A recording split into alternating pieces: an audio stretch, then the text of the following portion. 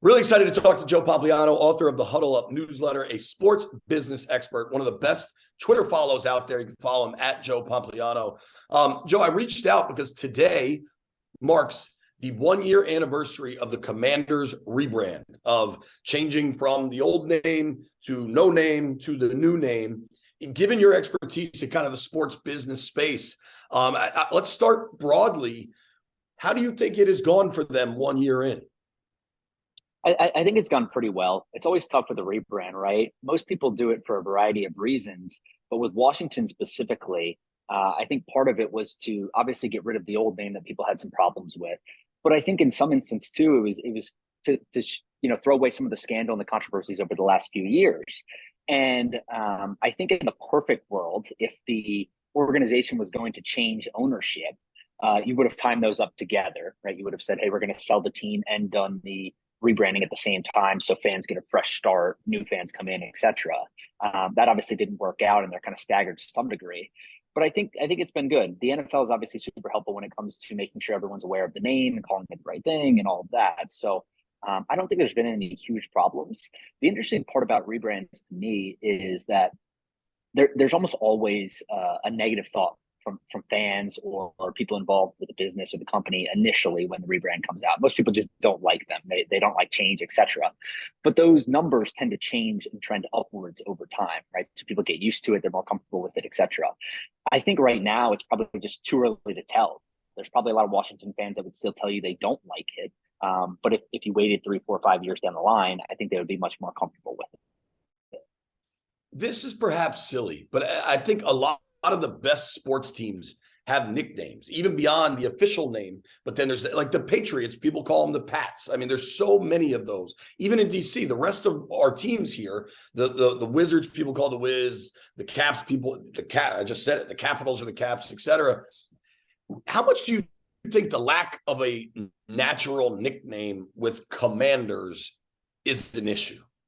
Yeah, it's difficult to tell. Personally, I think it's a little rigid, right? It's just kind of like there, and to your point, there's no nickname. So it's difficult when you're in conversation, and some people probably refer to them as Washington still, right? And that certainly plays into it. I'm sure that was part of the process when they went through rebranding of names, trying to figure out kind of what people could call it, how they would refer to the team, etc.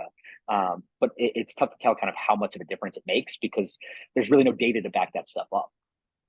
And then I don't know how much data you might have on this stuff, but I think the uniform rollout largely went pretty well. I really liked that they introduced the blacks. The burgundy look, I think, is clean. I didn't like the white uniform much at first, but it's grown on me a lot. How have they done kind of in the business side of selling gear and uniform acceptance, all that kind of stuff?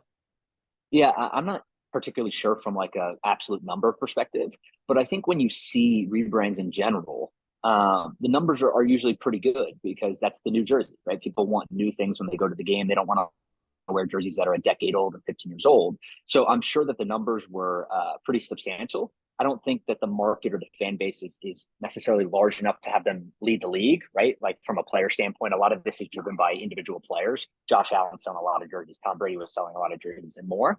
So a lot of that comes down to the individuals that are on the team. But anytime you have change and there's a rebrand, you have an inherent advantage that you're going to sell more merchandise because people are going to want to buy those new items. And so the rebrand is here. It's done. A lot of people wonder if when this team gets sold, could the new owner change the name again? Do you think that's possible, or would that be? That's what I was going to ask you, right?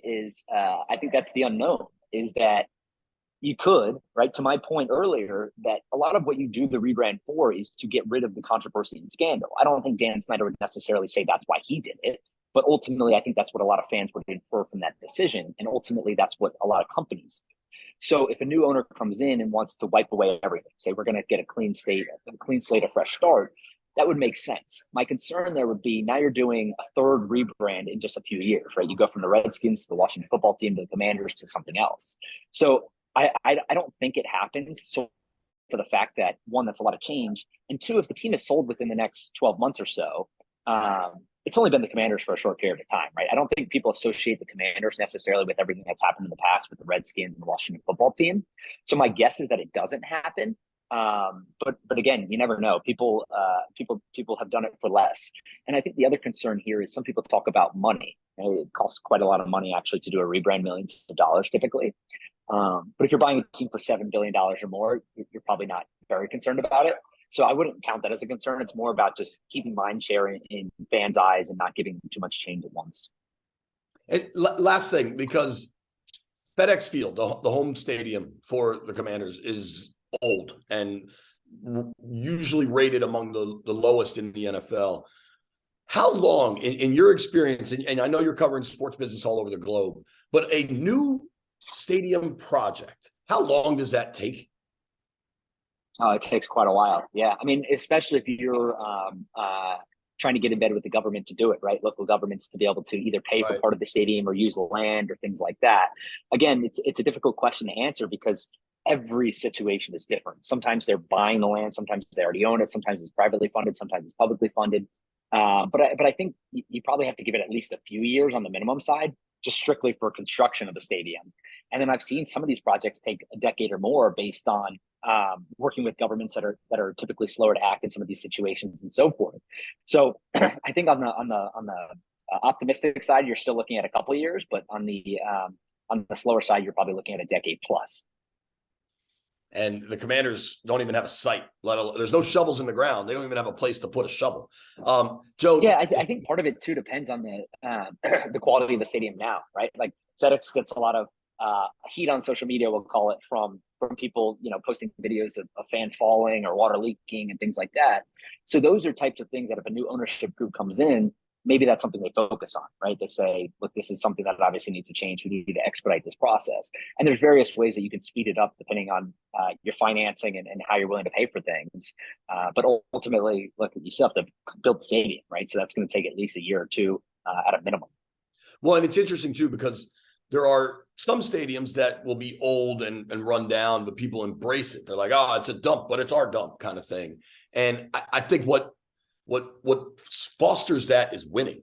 And this team just hasn't won at FedEx. I went to an AC Milan match last year in Italy, and San Siro is the stadium they play in.